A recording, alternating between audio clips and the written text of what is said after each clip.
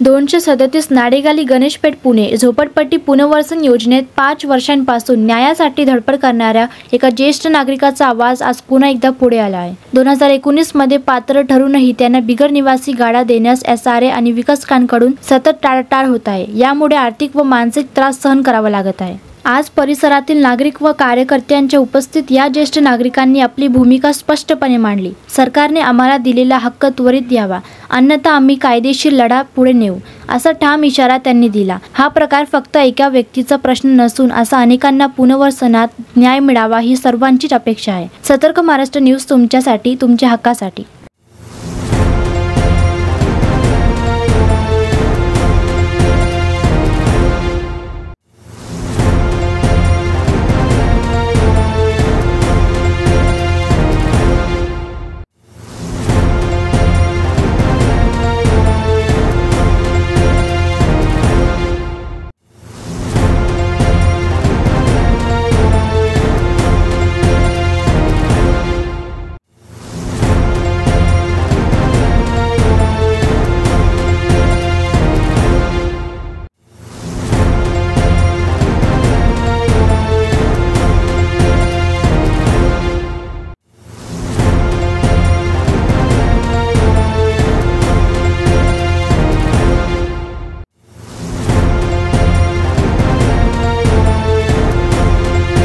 आपल्याला आजपर्यंत दुकान का देण्यात आलेलं नाही या संदर्भात माहिती द्या।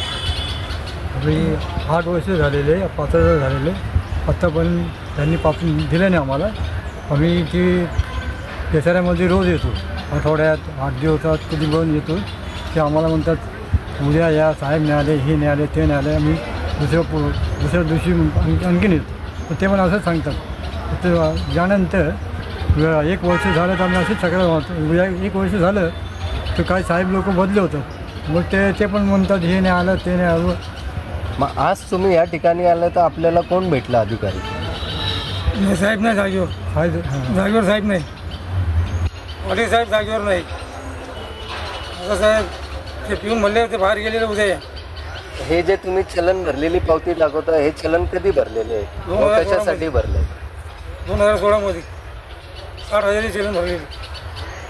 मग बिगर निवासीची पात्रतेचा लाभ मिळालेला आहे, तो लाभ तुम्हाला प्रशासनाकडून देण्यात येत नाहीये का विकासकाकडून तुम्हाला त्रास देण्यात येतो? आम्हाला त्रास विकासाकडून।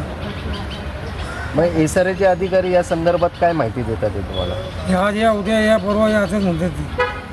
मग पात्रता होऊन सुद्धा तुम्हाला लाभ मिळालेला नाहीये। मग इतर त्या योजनेमध्ये बाकीच्या लोकांना बिगर निवासी व निवासी गाळे अलॉटमेंट करण्यात आलेत का SRAकडून? SRAने जे पहिले जे गाड्या होते त्यांना देऊन टाकलेले, बाकी 45 गाड्या रिकामी आहेत। आता आपलं याच्यावर काय मत आहे? आता आम्हाला देत नाही, आम्ही रोज चक्कर मारतो, आम्हाला देत नाही आम्हाला।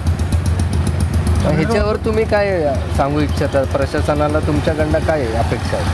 आम्हाला फक्त आमच्या गाड्या आम्हाला भेटणे, आम्ही इथं 9 गेले चक्कर मारतोय आणि आमचा फुकट पेट्रोल काढतोय आणि आमच्या वडील अपायचे तरी आम्ही त्यांना घेऊन येतोय।